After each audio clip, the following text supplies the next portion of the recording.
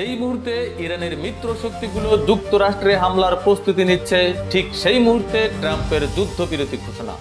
এটা কি আসলে যুদ্ধবিরতি নাকি কৌশল বদলের জন্য সময় ক্ষেপণ, তা বুঝে ওঠা বড়ই দুঃসাধ্য হয়ে দাঁড়িয়েছে বিশ্লেষকদের কাছে।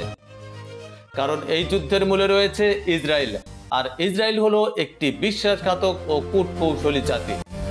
এরা কোনো যুদ্ধে পরাজয়ের সম্ভাবনা অনুভব করলে কোনো মিত্র শক্তিকে মধ্যস্থতাকারী সাজিয়ে শান্তি চুক্তির ঘোষণা দেয়। পরবর্তীতে দ্বিগুণ শক্তি নিয়ে পুনরায় যুদ্ধে নামে। তার উদাহরণ 1956 সালে মিশরের সাথে যুদ্ধ। কিভাবে করেছিল মিশরের সাথে প্রতারণা? চলুন তাহলে ফিরে যাই 1956 সালে।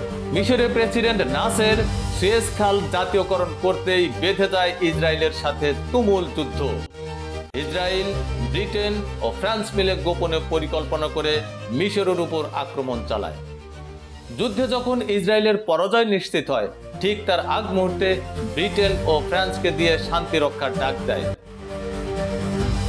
এরপর বিশ্ববাসীর চোখে ধুলো দিয়ে তারা শান্তি রক্ষার নামে যুদ্ধ থামায়। এই কৌশলকে ইতিহাস আজও দেখে বিশ্বাসঘাতকতা হিসেবে। এবার আসি 2025 সালের যুদ্ধ পরিস্থিতিতে।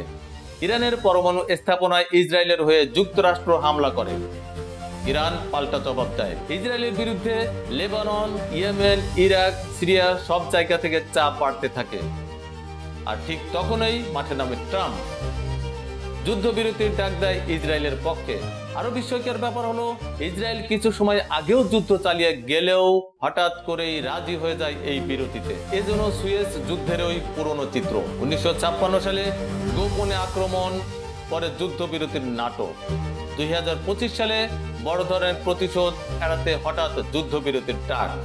বোঝা যায় উভয় ক্ষেত্রে যুদ্ধবিরতির আড়ালে লুকিয়ে রয়েছে কৌশলগত সুবিধা নেওয়ার চেষ্টা এবং প্রতিপক্ষদের ধোঁকা দেওয়া।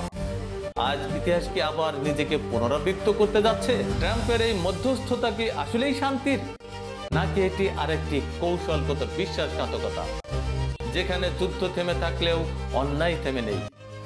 আপনার মতামত নিচে কমেন্টে জানান। ভিডিওটি ভালো লাগলে লাইক দিন, সাবস্ক্রাইব করুন। মতিন তালুকদার, চলমান বিশ্ব।